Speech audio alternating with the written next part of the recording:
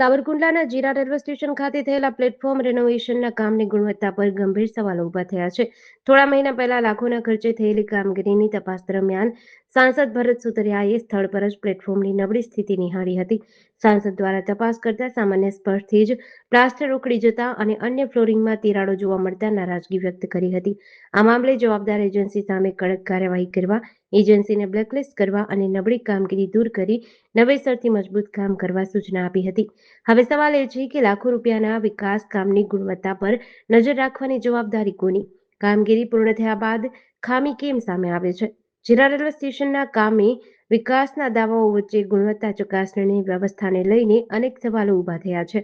જીરા ગામે railway station જે બન્યું છે તે રેલવે સ્ટેશનનું કામ નબળું થયું હતું. મારી પાસે ફરિયાદ આવી. અમારા એક મહામંત્રી રામદેવસિંહભાઈ હતા, એને ફરિયાદ કરી અને મને પત્ર લખ્યો હતો કે કેન્દ્રની યોજના છે, નરેન્દ્ર મોદી સાહેબનું વિઝન છે કે રેલવે સ્ટેશન સુંદર હોવા જોઈએ અને ગુણવત્તાવાળા જે અમે પૈસા આપ્યા છે એની અંદર કામ હોવા જોઈએ. ત્યારે મને ફરિયાદ મળતા મેં જોવા આવ્યો તો રેલવે સ્ટેશન એકદમ નબળું કામ થયેલું હતું. તો મેં અધિકારીઓને સૂચના આપી અને મેં કીધું આ રેલવે સ્ટેશનનું કામ હું જોવા જાઉં છું. જો મને કાંઈ વાંધો વસકા લાગ્યું તો હું તમામ કામ નવું કરાવીશ, હું રિપેરિંગ નહીં કરાવું.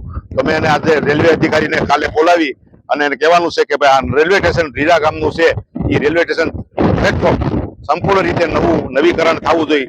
આ રેલવે સ્ટેશન તમામ કામ છે એ નબળું છે, આનું કાઢી અને નવું કામ કરવાનું છે. ત્યારે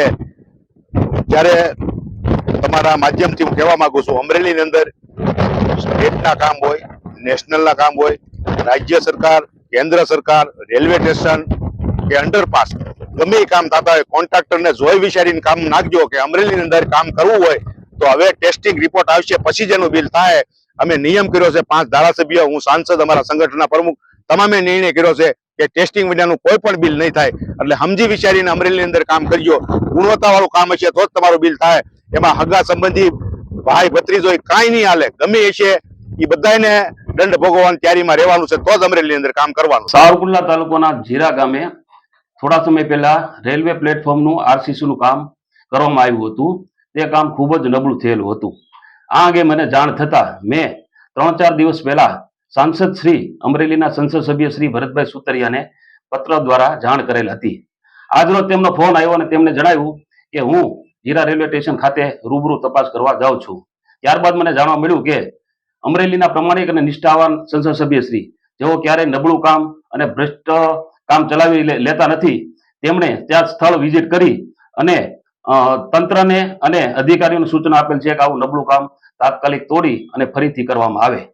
અમરેલી જિલ્લામાં રેલવે વિભાગના અધિકારીઓ, ખાસ કરી સાવરકુંડલા અમરેલી જિલ્લામાં રેલવે વિભાગના અધિકારીઓ જે છાશવારે કહેતા હોય છે કે ભાઈ નબળું કંઈ ચલાવી નહીં લઈ અને કડક નિયમો માટે તેઓ જાણીતા છે, પરંતુ આ કામ નબળું થયું હોવા છતાં તેમણે પેમેન્ટ પણ ચૂકવી દીધું અને આડા કાન કરેલ છે. તો આ ભ્રષ્ટ એજન્સી અને આવા ભ્રષ્ટ અધિકારીઓ વિરુદ્ધ તાત્કાલિક પગલાં લેવા જોઈએ તેવી મારી માગણી છે. જેડીસી ન્યૂઝ સાથે મૌલિક દોશી, અમરેલી.